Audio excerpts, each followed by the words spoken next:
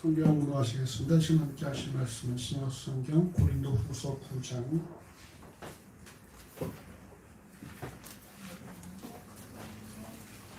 고린도후서 9장 8절에서 10절까지의 말씀입니다. 신약성경 295쪽 전으로 있습니다. 하나님이 능히 모든 은혜를 너희에게 넘치게 하시나니 이는 너희로 모든 일에 항상 모든 것이 넉넉하여 모든 착한 일을 넘치게 하게 하려 하심이라. 기록한 바 저가 흩어 가난한 자들에게 주었으니 그의 의가 영원토록 있느니라 함과 같으리라. 함께 합시다. 심는 자에게 씨와 먹을 양식을 주시는 이가 너희 심을 것을 주사 풍성하게 하시고 너희 의의 열매를 더하게 하시리니. 아멘. 이제는 우리 시청자 선생님 나오셔서 말씀을 전하시겠습니다. 시작해도 되겠습니까? 제가 오늘 예배당에 좀 일찍 나왔는데 청년들께서 찬양 연습을 하시더라고요. 그 찬양을 들으면서 마음이 상당히 따뜻해지는 느낌을 받았습니다. 연습하느라 수고하셨고요. 또 그를 통해서 은혜를 나누게 돼서 감사를 드립니다. 특별히 지난번 우리 회복교회 창립주일 때 여러분을 뵙고 또 이렇게 추수감사절에 여러분을 뵙게 돼서 기쁨이고요. 또 하나님께서 세워주신 목사님께서 불러주시고 또 여러분이 허락해 주셔서 감사를 드립니다.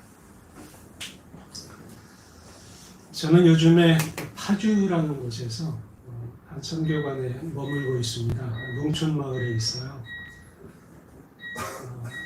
한 10걸음만 걸어 나가면 아주 넓은 들판이 있는 곳입니다. 지금은 추수를 다 마쳤지만 불과 얼마 전까지만 해도 아주 누렇게 익은 벼이삭들이 들판에 가득 차 있었습니다. 바람이 한번 싹 불면 마치 여러분이 드렸던 찬양 소리와 같은 찬양이 그 사이에서 울려 퍼지는 듯한 느낌을 받게 됩니다. 그 벼이삭들의 그 노래 소리를 듣게 되면 참 마음이 풍성해진다는 그런 이제 생각을 갖게 돼요. 참 자연은 풍요롭구나 라는 생각이죠. 그런데 오늘 본문은 이러한 풍요로움, 풍성함이 비단 자연만 있는 것이 아니라 우리 그리스도인들도 이러한 풍요로움과 또 넉넉함을 누릴 수 있다라고 가르쳐 줍니다. 오늘 8절의 말씀을 제가 다시 공독해 드립니다.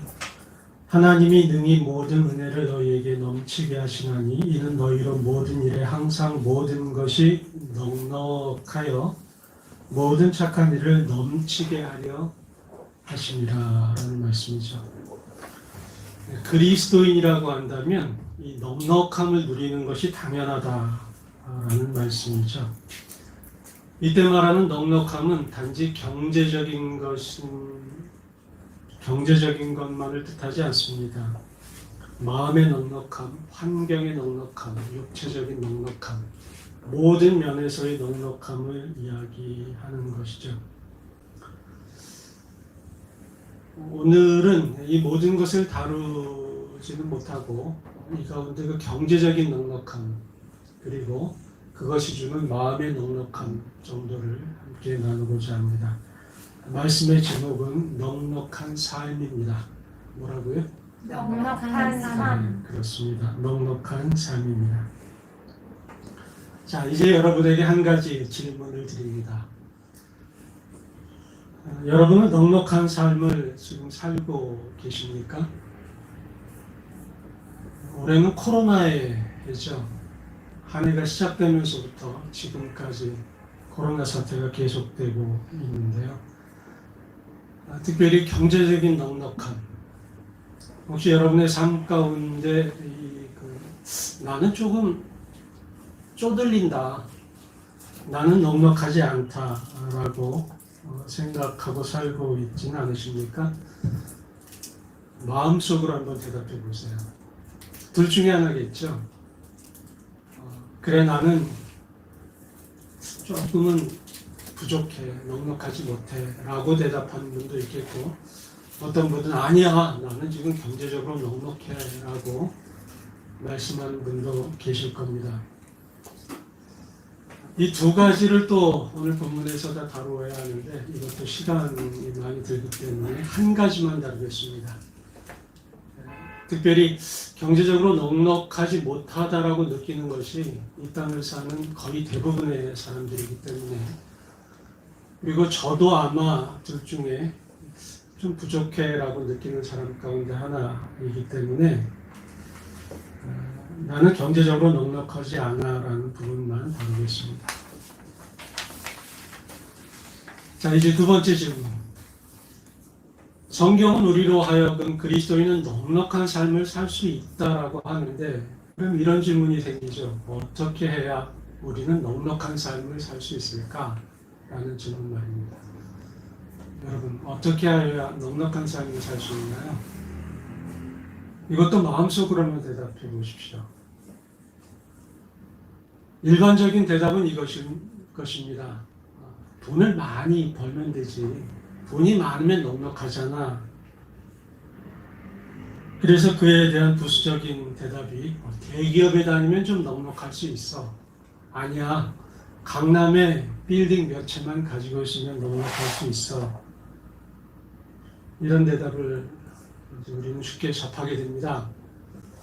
그러면 또 이런 질문을 계속해서 하게 되죠. 그러면 대기업에 다니거나 강남에 빌딩이 몇 채 있는 사람은 다 넉넉하고 부족하지 않을까? 마음도 그들이 넉넉한 그러한 삶을 살까라는 질문을 하게 될 것입니다. 그런데 그렇지 못하죠. 저는 한 20에서 30년 정도 목회자로서의 삶을 사는데 그동안 참 많은 사람을 만났습니다. 그 가운데에는 돈을 많이 버는 분도 계셨고 또 아주 좋은 직장에 다니는 분도 있었습니다. 아주 엄청난 빌딩을 소유하는 분도 있었죠. 근데 그들 가운데 거의 대부분은 어딘가 부족하다라는 이야기를 했습니다. 그러므로 돈을 많이 벌면 넉넉한 삶을 살 수 있다라는 대답은 이렇게 놀라운 점수를 받을 수는 없는 대답일 것입니다. 그러면 어떻게 하는 것이 성경에서 말하는 넉넉한 삶일까요? 이것을 이제 살펴보는 것이 오늘 말씀의 주제일 것입니다. 성경은 두 가지를 이야기합니다. 첫째, 따라서 하십시오. 자족하십시다. 자족하십시다. 그렇습니다. 자족하십시오. 자족이 바로 성경이 가르쳐주는 넉넉함의 첫 번째 길입니다. 디모데전서 6장 7절과 8절을 봉독해 드립니다. 우리가 세상에 아무것도 가지고 온 것이 없음에 또한 아무것도 가지고 가지 못하리니 우리가 먹을 것과 입을 것이 있은즉 족한 줄로 알 것이다 라고 말합니다.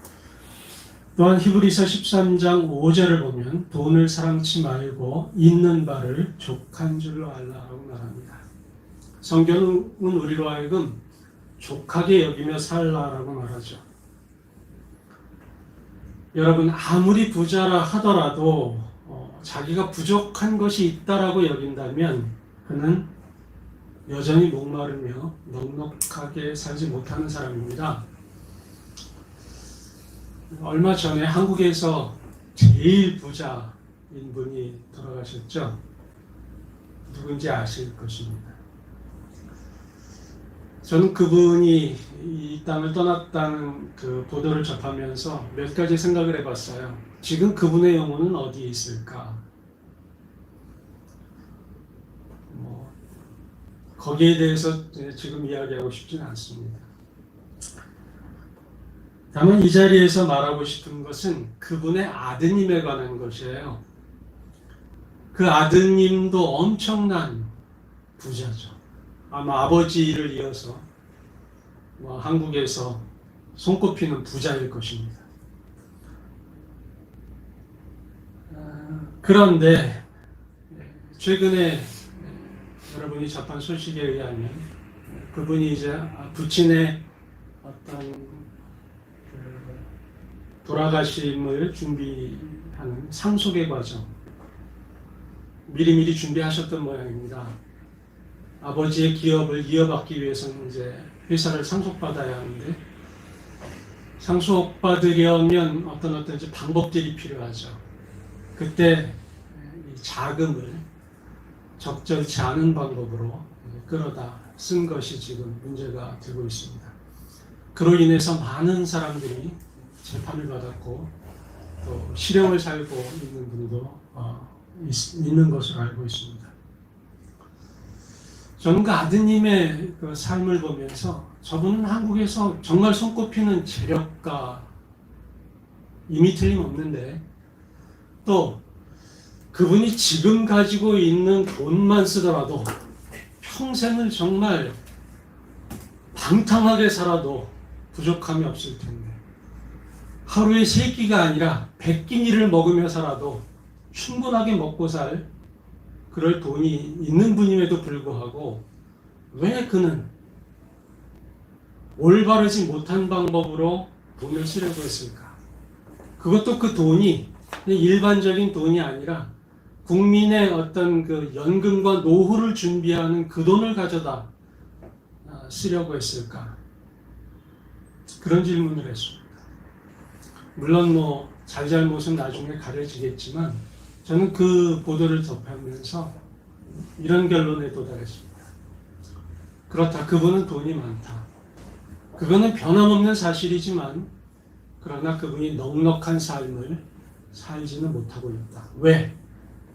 무엇인가 부족하고 그러하기 때문에 무엇인가 더 채워야 한다라고 생각하는 그런 삶을 사시기 때문이죠. 이제 반대로 생각해 보십시다. 아주 가난하신 분이 있습니다.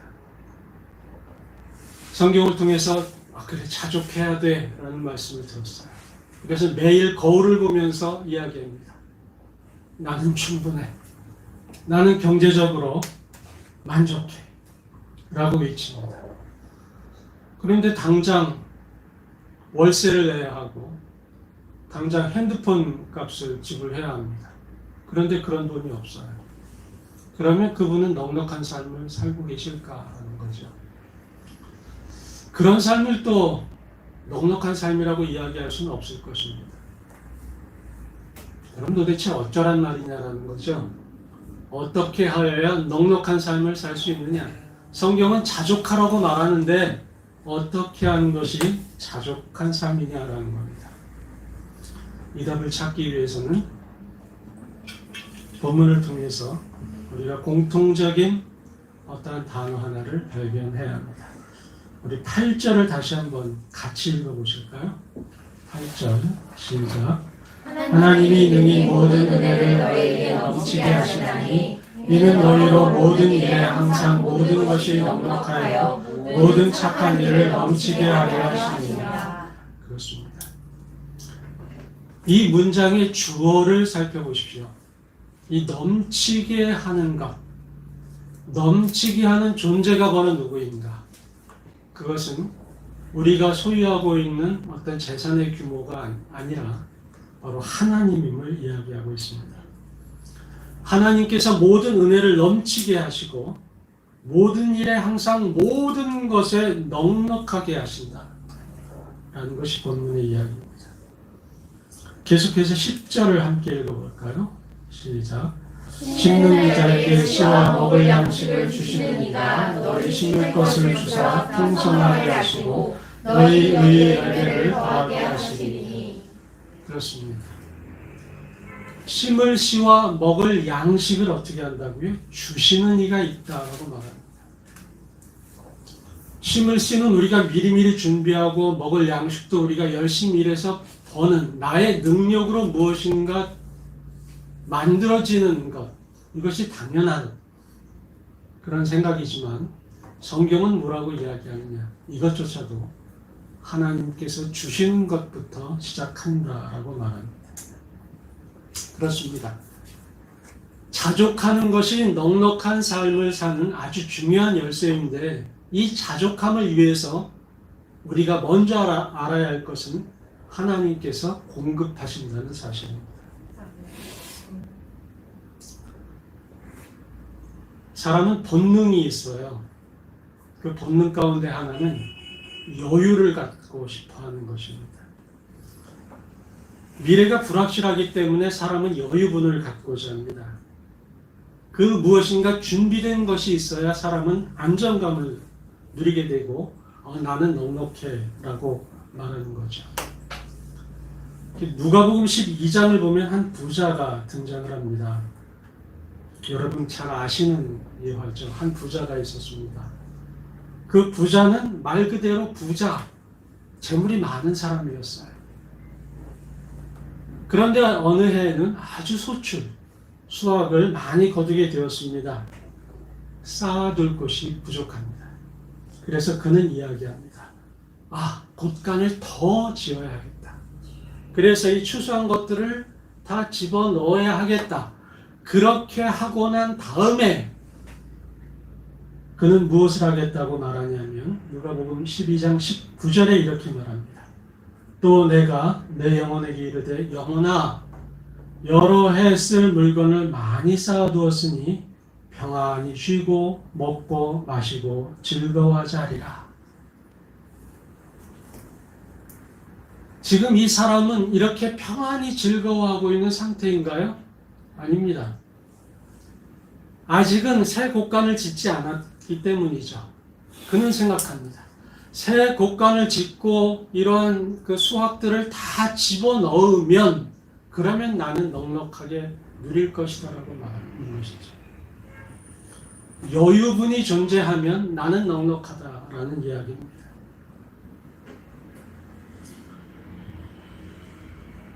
이러한 것이 인간의 본성이에요. 사람이 어느 정도의 물질이 있어야 된다. 이 정도면 될 것 같다라고 이야기한다라는 건 뭘 얘기하냐면 나는 그 정도가 아직 안 됐다는 이야기입니다. 그래서 그 정도를 더 채우면 나는 넉넉할 것이다 라고 생각하는 거죠. 문제는 내가 이렇게 부족하다고 생각하는 여유분이 다 채워졌을 때 그는 또 넉넉할 것인가 라는 질문입니다. 그런데 그렇지 못합니다. 왜? 그 여유분이 채워졌을 때는 또 다른 여유분을 필요로 하는 것이 인간이기 때문이에요. 그 예가 바로 이 한 부자에게서 찾을 수 있는 예입니다. 이 부자는 말 그대로 제가 언급해 드렸죠. 부자입니다. 예전에도 부자였어요. 비록 곳간은 자기가 거둔 그러한 그 수확물을 다 넣을 수 없는 정도의 곳간이었지만 낡은 것일 수는 있을지 몰라도 그는 부자였습니다. 그것을 다 채우지 않아도 그 넉넉하게 거둔 수확물을 다 자기가 누리지 않아도 그에게는 물질이 충분한 부자였어요. 그가 거둔 수확물을 다 남에게 주어도 넉넉했다라는 거죠. 그런데 그는 뭐라고 생각합니까? 나는 이것을 채워야만 해. 그래야만 나는 넉넉해 라고 생각하고 새 곡간을 지으려고 했다는 거죠. 그럼 이 부자가 이 새 곡간을 다 채운 이후에 그는 만족했는가? 했을 것인가? 본문에서는 하나님께서 이 목숨을 그날 밤에 걷어가시면 어떻게 하게 될 것이냐라고 마무리를 짓게 되지만 만약 이 사람이 죽지 않았다고 생각해 보십시다. 그렇다면 그는 그 다음에 어떻게 했을까? 또 다른 곡간을 지을 것이라는 거죠. 여러분, 넉넉한 삶을 살기 위해서는 자족해야 합니다. 자족이라는 것이 무슨 뜻인가요? 스스로 만족하는 것입니다. 그런데 이 자족해야 한다라는 말 속에서는 어떠한 뜻이 있냐면 조금은 부족하다는 뜻이 암시되어 있습니다. 그래서 보통 우리는 자족해라는 말을 들으면 이런 뜻으로 해석합니다. 그래, 이 정도면 됐지 뭐. 조금은 부족하고 조금은 불편하나 그래도 이 정도면 돼. 이것을 자족하는 삶으로 생각합니다. 그런데 이렇게 생각하는 자족은 50점짜리의 자족입니다. 성경은 그런 자족을 가르쳐주지 않습니다. 자족함이란 그냥 요 정도의 수준에서 만족하는 것이 아니라 넉넉한 것이라고 이야기한다는 거죠. 자족함이란 결코 내가 지금 가지고 있는 것만으로 만족해라. 이것이 충분해서 만족해라라는 뜻이 아니라는 겁니다. 그러면 도대체 성경이 말하는 자족은 무슨 의미일까요?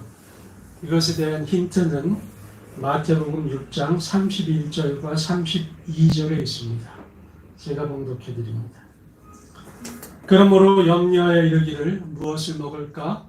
무엇을 마실까? 무엇을 입을까? 하지 말라. 이는 다 이방인들이 구하는 것이라. 너희 천부께서 이 모든 것이 너희에게 있어야 할 줄을 아시느니라. 이것이 열쇠입니다. 너희가 무엇을 먹을까, 입을까, 마실까 염려하지 말아야 할 것은 내게 지금 그만큼의 물질이 있기 때문이 아니라 내가 보기에는 부족하고 한정적인 것을 가지고 있는 상황이라 할지라도 하나님께서 이 사실을 알고 계시기 때문에 내가 그것을 부족하다고 여기고 실제로 부족할 때 하나님은 그것을 채우실 것이라 라는 의미인 것이죠. 하나님의 공급이라는 그러한 뜻입니다. 강론을 위해서 제 간증을 말씀을 드립니다. 오늘은 제가 회복교회가 속해 있는 교단의 그 훈련 센터에 들어가는 날입니다. 저희 그 교단총회 선교사 신분과 연관이 되어 있는 세미나가 한 주간이 있어서 저희 부부가 참석을 반드시 해야만 하는 그러한 그 기간이죠. 숙식을 하게 되고 또 강의도 들어야 하기 때문에 강의료도 있어야 하고 또 숙박비도 내야 합니다. 적은 돈이 아니에요. 그런데 저희 가정에는 그 숙식비와 또 강의료를 낼 만한 재정이 없습니다. 세미나는 참가해야 되는데 그런 재정이 없는 상황. 여러분 어떻습니까? 이 삶이 넉넉한 삶인가요? 아니면 넉넉하지 못한 삶인가요? 네, 넉넉하지 못한 겁니다. 왜? 필요를 채울 수 있어야 넉넉한 것이죠.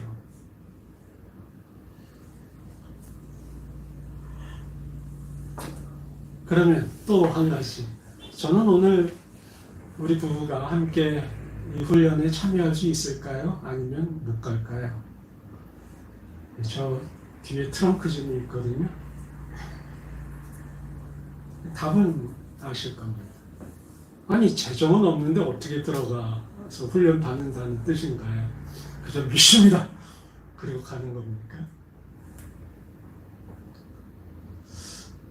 제가 이제 넉넉한 삶에 대해서 강론을 준비하다가 지난 수요일 날 이제 이렇게 원고를 이제 이 자족에 대해서 정리하고 있었어요. 그런데 이 재정은 금요일까지 입금을 시켜야 했습니다. 통장 구조는 왜 그렇게 친절하게 알려주는 건지. 근데 수요일까지 재정은 없었어요. 그래, 자족이란 하나님의 공급하심을 체험하는 거야 라면서 열심히 치고 있는데 머릿속은 뭐냐면 이거 어떻게 이 참가비를 넣지로 돌아가고 있었어요. 그런데 그 순간 전화가 한 통 띠리릭 왔습니다. 선교 훈련센터 담당자가 전화하는 거예요. 내용은 이렇습니다. 어떤 분께서 저희 부부의 훈련 경비를 전액 다 부담하셨습니다. 하는 거예요. 그분이 누군지 저는 모릅니다.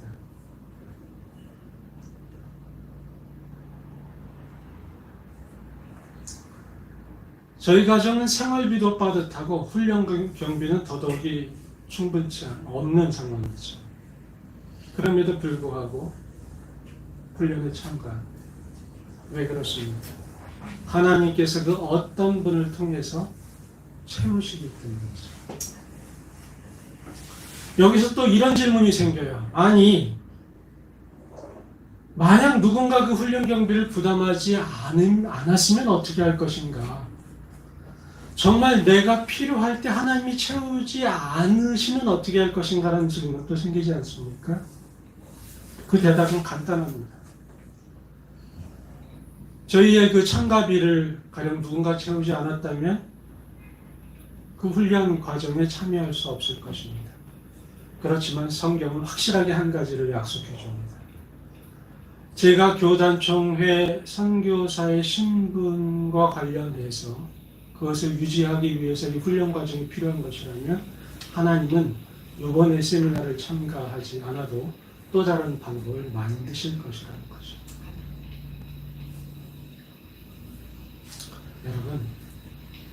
여러분이 가지고 계신 지갑 속에 돈이 충분치 않습니까? 핸드폰비를 당장 못 내고 학비를 못 내고 월세를 못 낼 것 같습니까? 그래요. 핸드폰이 끊길 수도 있습니다. 월세를 못 내서 지금 있는 곳에서 이사를 가야 할 수도 있습니다. 그러나 확실한 것이 있죠. 가령 하나님께서 그것을 채우지 않으신다면 또 다른 어떠한 연락의 수단을 마련하신다는 뜻이고, 월세를 채우지 않으신다면 또 다른 거주할 곳을 하나님께서 만드신다는 뜻입니다. 그것을 체험해가는 삶이 바로 신앙생활입니다.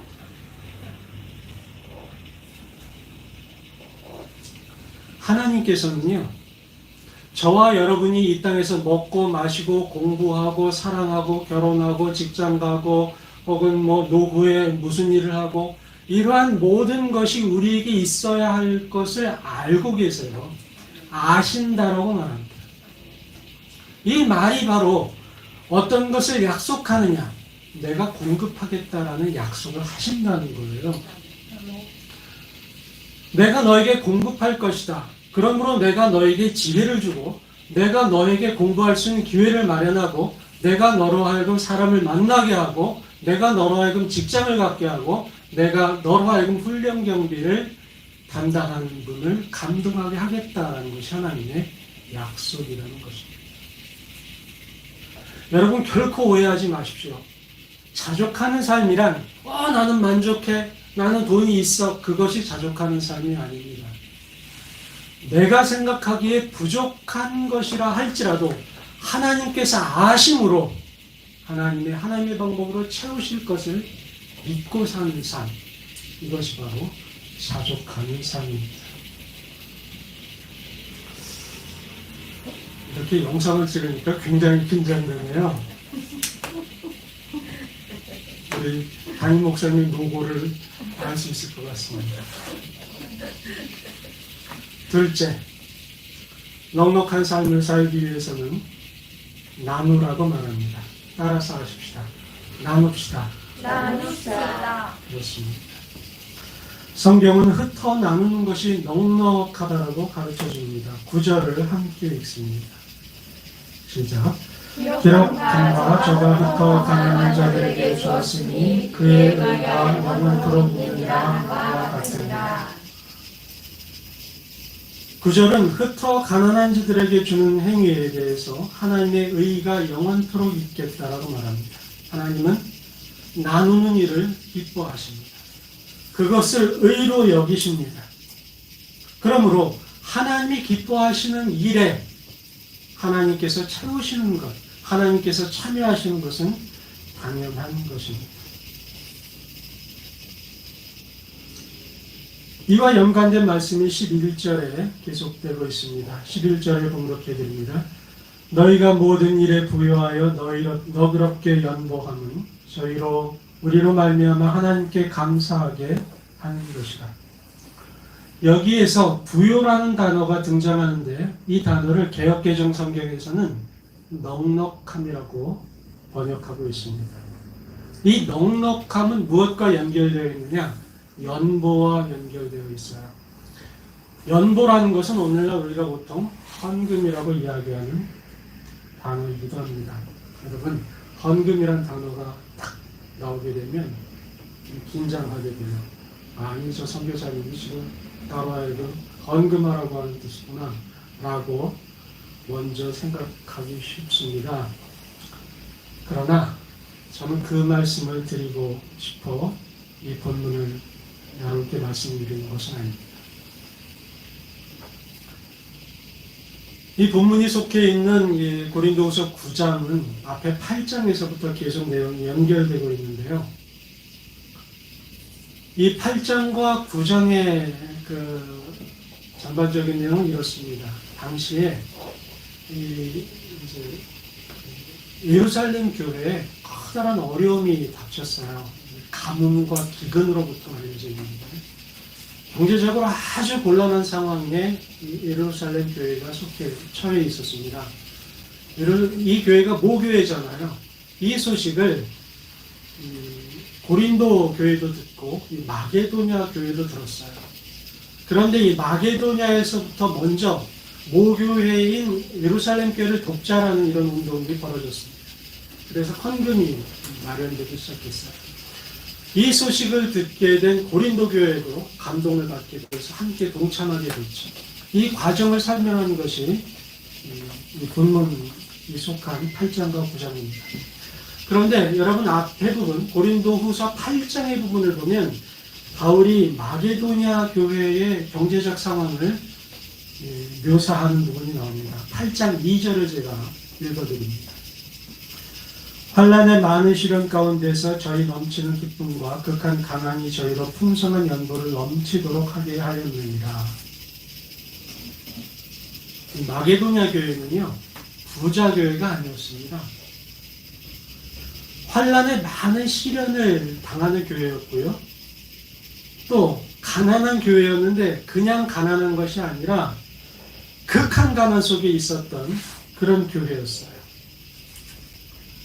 그런데 이런 마게도냐 가난한 교회가 예루살렘 교회를 돕겠다고 나선 겁니다.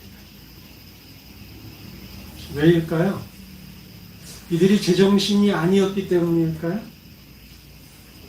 왜냐하면 그들은 이러한 나눔을 통해서 얻어지는 하나의 영적 진리를 알고 있었기 때문입니다. 이때의 영적 진리는 상당히 여러 가지예요. 그런데 오늘은 두 가지만 살펴보도록 하겠습니다. 나눔을 통해서 어떠한 영적 진리를 발견할 수 있는가? 그 첫 번째는 하나님이 채우실 공간을 확보한다라는 영적 진리입니다. 그렇습니다. 나눔이라는 것은 하나님이 채우실 공간을 확보하는 행위입니다.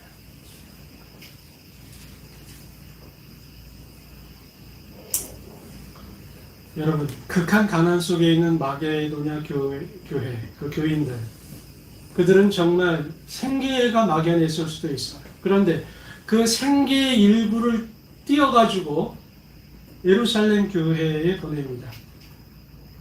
이 본문의 다른 부분을 보면 이 거액의 연보라고 이렇게 묘사되어 있어요. 적은 부분이 아니었습니다. 그렇다면 성경은 어떻게 기록되어야 마땅합니까? 이렇게 기록되어야 정상적일 것입니다.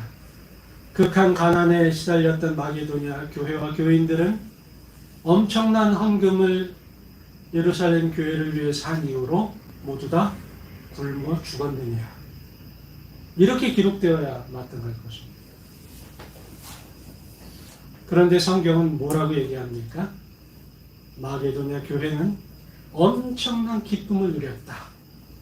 그리고 고린도 교회에 또한 커다란 감동을 주었다라고 기록되어 있습니다. 여러분, 왜 그럴까요?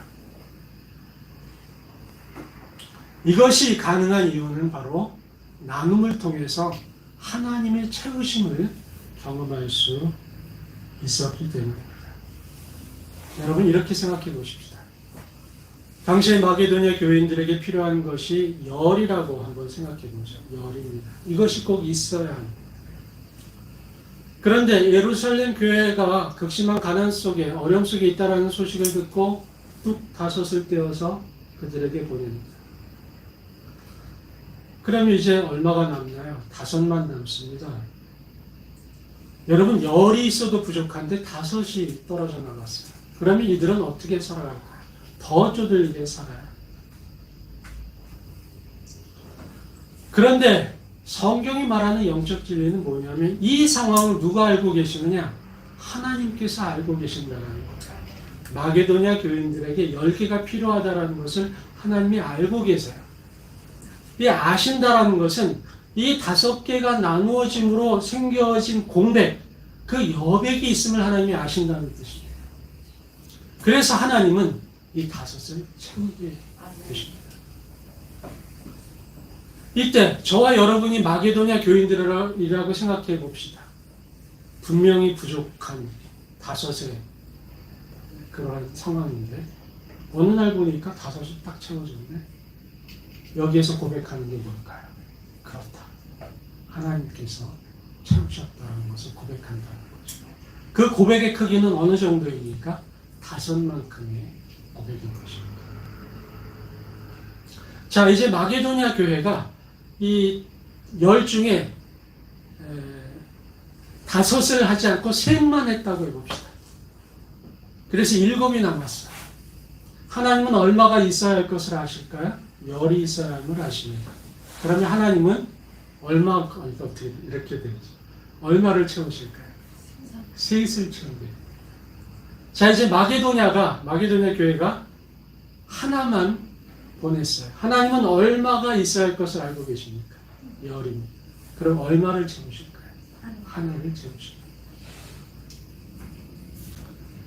5개를 나누었을 때 5개가 채워지는 그 감사와 느낌, 하나가 채워졌을 때의 감사와 느낌은 많이 다를 거예요. 그런데 이 마게도냐 교회가 그 소식을 듣고 하나도 나누지 않습니다. 그들에게는 얼마가 있을까요? 그렇습니다. 열이 있어요. 그럼에도 불구하고 그들은 결정적으로 놓치는 것이 있게 됩니다. 무엇입니까? 하나님의 채우심을 경험하지 못한다는 사실입니다.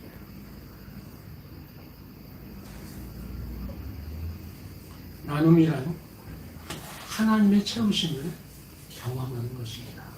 그러한 공간을 확보하는 것이 바로 나눔입니다. 그렇다면 가장 멋진 나눔은 무엇일까요? 그렇습니다. 열을 몽땅 다 주는 것입니다. 내가 완전히 비워지는 거예요. 그런데 아쉽게도 저와 여러분은 그렇게 할 수 없습니다. 우리는 연약한 존재들이기 때문에 이 열을 다 비울 수 없어요. 어느 정도는 내가 가지고 있어야 한다고 생각합니다. 그것이 당연합니다. 그런데 성경은 자기가 가지고 있는 열을 모두 다 내어준 존재가 있다 라고 이야기합니다. 그분이 누구입니까? 예수님이십니다. 예수님은 자신이 가진 열을 하나도 남김없이 다 나누어 주셨습니다. 고린도후서 8장 9절을 여러분 함께 보실까요? 8장 9절 함께 읽습니다. 시작. 우리 주 예수 그리스도의 은혜를 너희가 알거니와 부요하신 자로서 너희를 위하여 가난하게 주시니 그의 가난함을 위하여 너희로 부요케 하려 하심이니라. 그렇습니다. 그는 부유한 자였습니다. 그럼에도 불구하고 그는 가난하게 되었습니다. 왜? 그의 가난함을 통해서 너희가 부유함을 누리게 하기 위해서. 이 가난하게 됨이라는 것이 무엇을 이야기하나요? 하나님이심에도 불구하고 하나님 되심을 포기하신 것. 그리고 우리와 같은 연약한 육체의 몸을 입고 나중에 그의 죽음까지도 우리에게 내어준 바가 된 것입니다. 그의 피와 살을 나누어주는 이것을 기념한 것이 여러분 지난주에 성찬식을 한 것으로 알고 있는데 바로 그 의미 아닙니까? 우리 예수님의 완벽한 나누어 주심. 여러분 다시금 말씀드립니다. 넉넉한 삶을 살고 싶으십니까? 그것은 바로 하나님의 채우심을, 공급하심을 경험하는 삶입니다. 어떻게 하면 우리가 이것을 경험할 수 있습니까? 나누어 줄 때 채워짐을 경험하게 됩니다. 그래서 오늘 본문의 바로 윗부분을 보면 고린도후서 9장 6절에 이러한 말씀이 있어요. 이것이 곧 적게 심는 자는 적게 거두고 많이 심는 자는 많이 거둔다는 말이로다.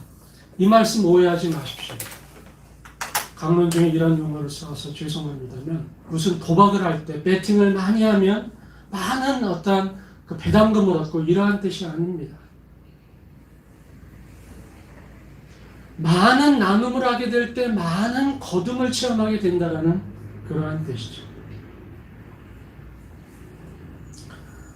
이러한 나눔을 할 때 아주 중요한 기준이 있습니다. 그것이 바로 다음 절에 있는 7절의 말씀인데요. 같이 다시 한번 읽어봅시다. 7절 시작.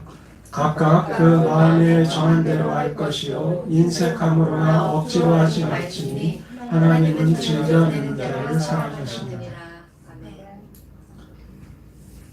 우리는 보통 무엇을 나누고자 할 때 내게 있는 남는 것, 여유를 이렇게 다른 이에게 주는 것을 나누는 것이라고 생각합니다.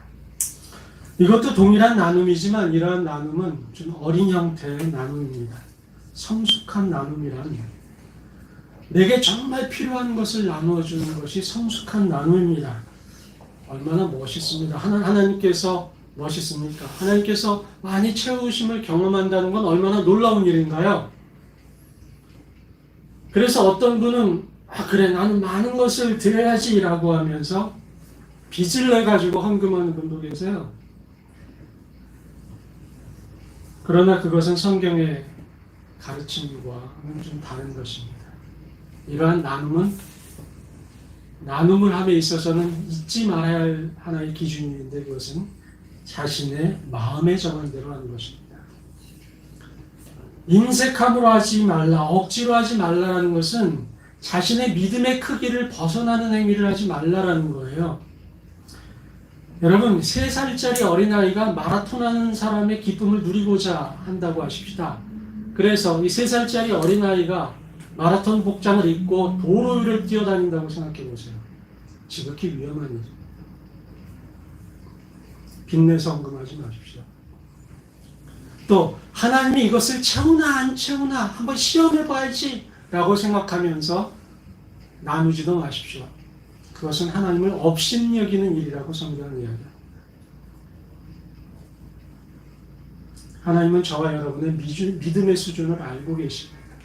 자신의 믿음의 분량대로 나누는 연습을 계속해 나갈 때 하나님은 그만큼 채워짐을 경험하게 하십니다. 이러한 나눔은 결코 물질적인 것만을 말하지는 않습니다. 다른 일을 위해서 시간을 나눌 수도 있고 또 은사를 나눌 수도 있어요. 우리 청년회가 오늘 일찍 와서 이렇게 찬양을 드렸는데 저는 그 찬양을 들으면서 늘 이런 생각을 해요. 이 찬양을 매주 하면 어떨까? 계속 부담을 드리죠. 매주는 못한다면 뭐 매달 첫 주 이렇게 정해서라도 하면 어떨까? 제가 마음이 너무 따뜻해졌거든요. 이런 것도 나눔의 일종입니다. 이러한 나눔은 자신에게 엄청난 유익을 주게 됩니다. 또 저의 이야기를 잠깐 드리겠습니다.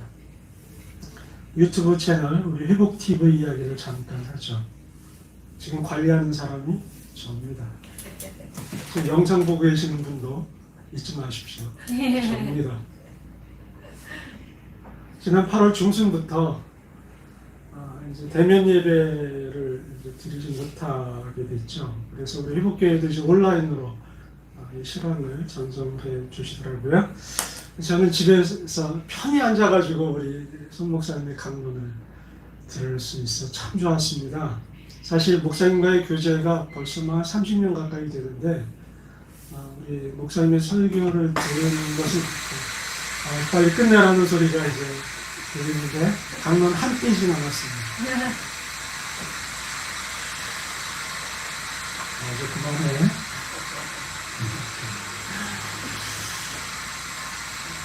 별로 그렇게 목사님의 강론을 들을 기회가 많지 않아서 그래 참 좋다라고 생각하고 이제 유튜브 채널을 딱 틀었어요. 제가 엄청나게 놀라지 않았습니까? 첫 방송. 여러분 한번 보십시오. 화면을 밑에서 찍어가지고 그렇지 않아도 이 친구가 크신 우리 목사님의 턱만 이만하게 나온 거예요, 화면에. 그래서 두 번째 주에 다시금 들었다가 더 놀랐잖아요. 화면이 이만한데 얼굴은 이만하게 나왔어요. 꽉 차가지고.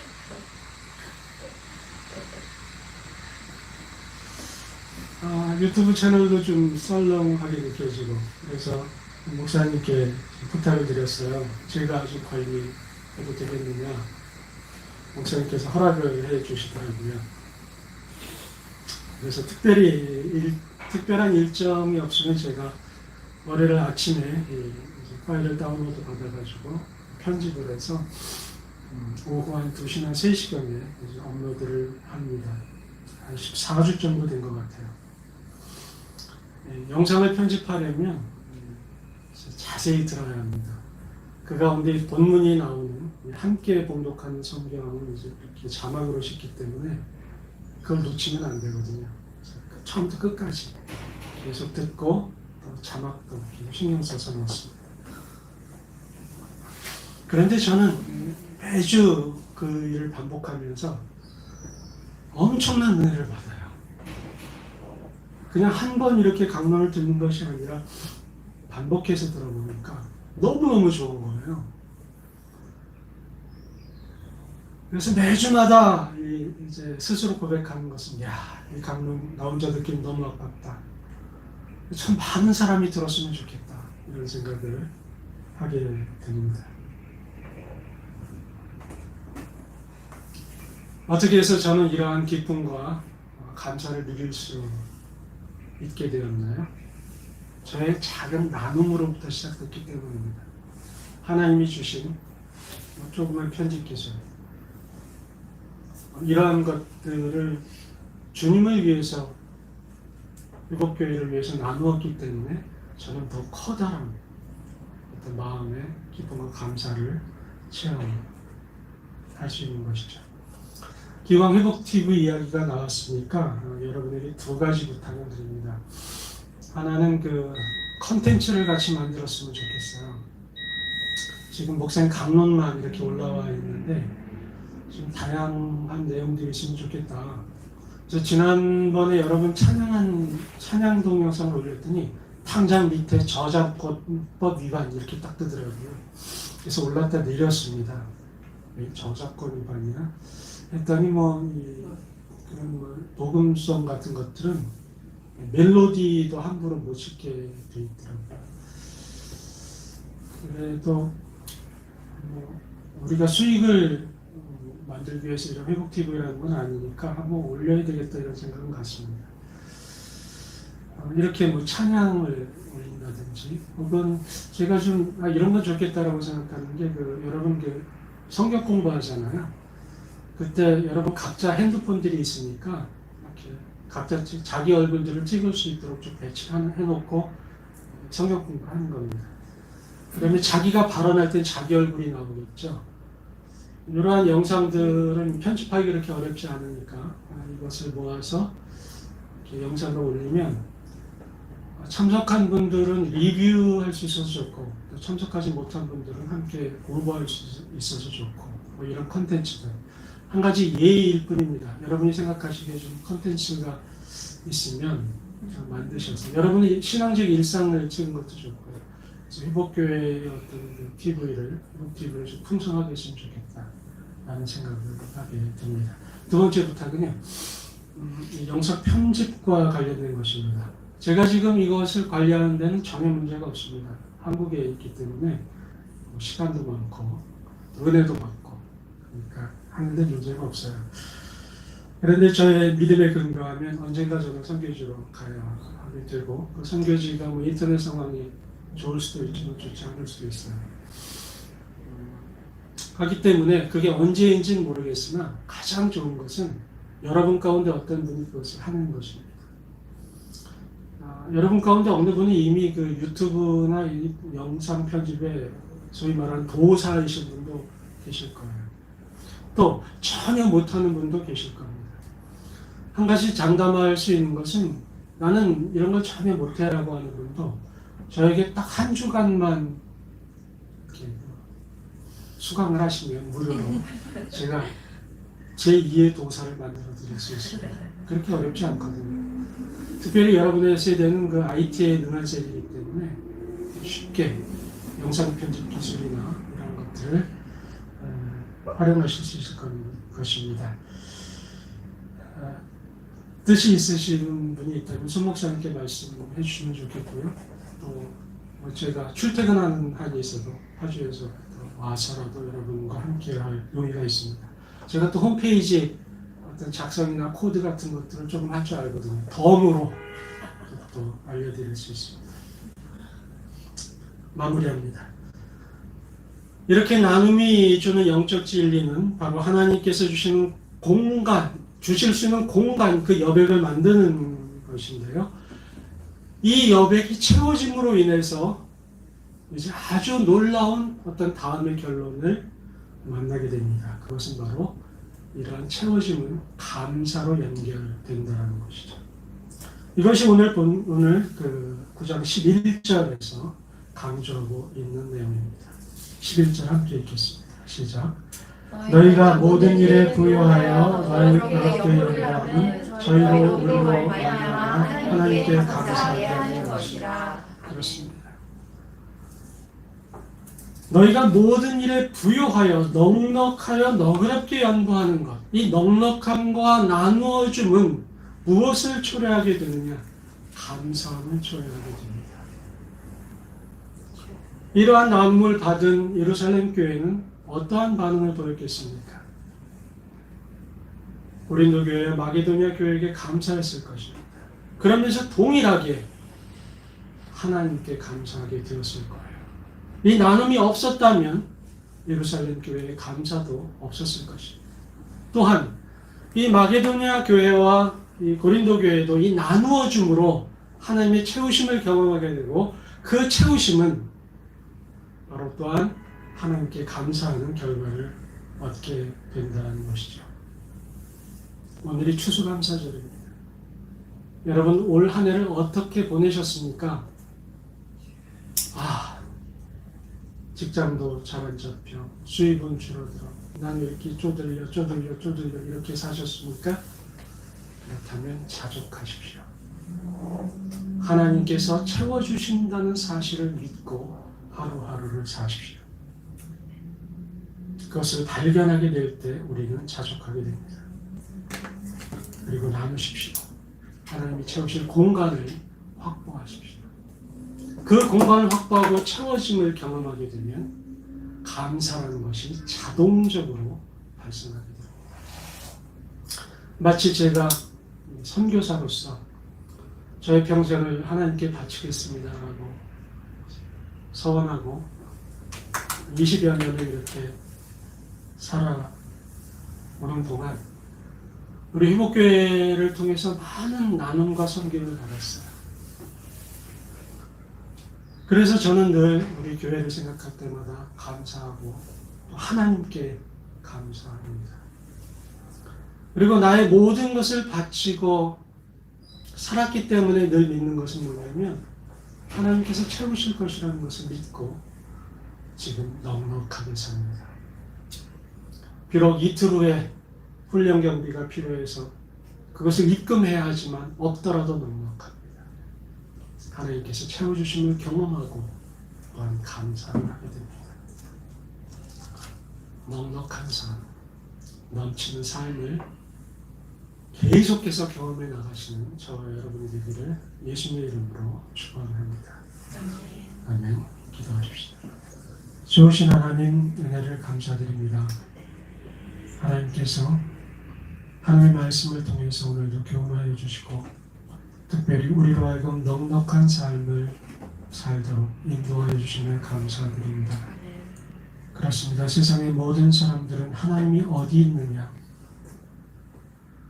차라리 내 주먹을 믿고 살겠다 라고 이야기하면서 질주하고 있습니다. 그러나 그들의 이러한 질주하는 뒷모습을 볼 때 그들은 늘 쪼들리고 부족하고 넉넉하지 못한 갈증 속에 있는 뒷박질인 것을 보게 됩니다. 한국에서 제일 부자라는 이도 마찬가지고 내가 이만큼 가졌다 했던 부자도 마찬가지였습니다. 하나님 이제 겸손히 주의 공급하신 걸 일하심을 바라보기를 원합니다. 내가 얼마나 가지고 있느냐, 내가 얼마나 미래를 위해서 확보했느냐가 아니라 내가 가진 것이 비록 적게 여겨진다 하더라도 하나님이 그 사실을 알고 계심으로 필요할 때 필요한 방법으로 필요한 사람과 일을 통해서 사건을 통해서 일하신다는 사실을 믿고 오늘 하루를 살아갈 수 있도록 인도하여 주옵소서. 특별히 머리 숙인 귀한 성도님들, 형제 자매들의 삶과 가정을 돌아보시기를 원합니다. 이들에게 어떠한 필요가 있습니까? 어떠한 부족함이 있습니까? 우리 주님께서 이미 알고 계신다라고 말씀하셨으므로 이들이 주 앞에 간구하여 기도할 때 그 기도를 들으시고 또한 하나님께서 채워 주시옵소서. 이로 인해서 우리들이 먼저 하나님께 감사하기를 원합니다. 그리고 우리가 있는 것을 나눠줌으로 인해서 이 감사가 확대되게 하시며 이러한 확대됨이 나의 가정으로부터 시작되게 하시고 나의 친구들, 나의 학창생활, 나의 직장생활에 계속되게 하시며 나아가 이 지역사회와 이 한국과 열방 가운데로 흩어져 나아갈 수 있도록 주께서 기름 부어 주시고 하나님께서 복으로 더하여 주시옵소서. 넉넉한 삶을 하나님께서 가르쳐 주심에 감사하고 예수님의 이름으로 기도드리옵나이다. 아멘.